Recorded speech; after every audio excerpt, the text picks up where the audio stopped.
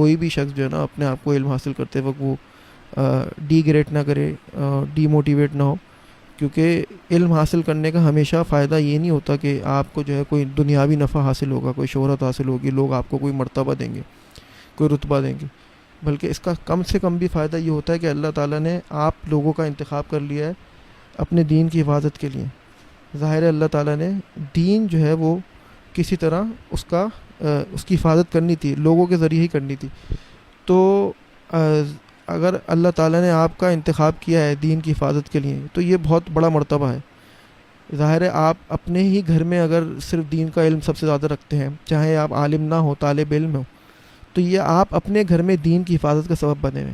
اور اگلی نسلوں تک انشاءاللہ دین کی منتقلی کا سبب بنیں گے۔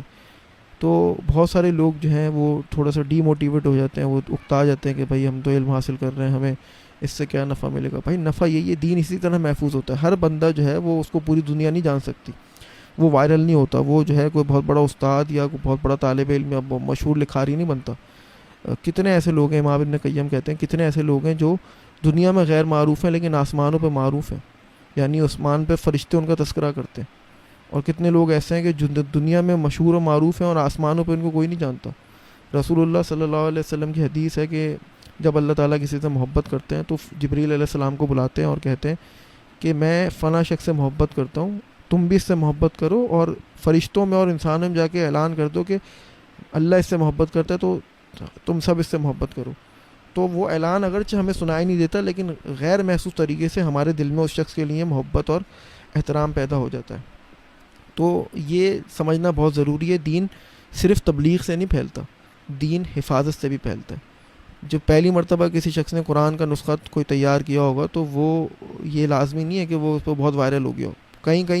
کئی مرتبہ انسان کو اپنی کسی کاوش کا جو صلہ ہے وہ صدیوں بعد ملتا ہے۔ اللہ تعالیٰ کتنی کتابیں ایسی ہیں جو میوزیم میں صدیوں تک پڑھی رہی ہیں اور اب جا کے وہ ملی اور اب چھپ رہی ہیں اور مصنفین کو اب اس کا اجر مل رہا ہے۔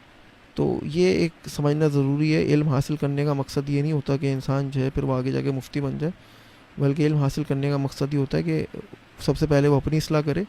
اور اس دین کو با حفاظت رسول اللہ صلی اللہ علیہ وسلم کی امانت سمجھ کے آگے پہنچائے۔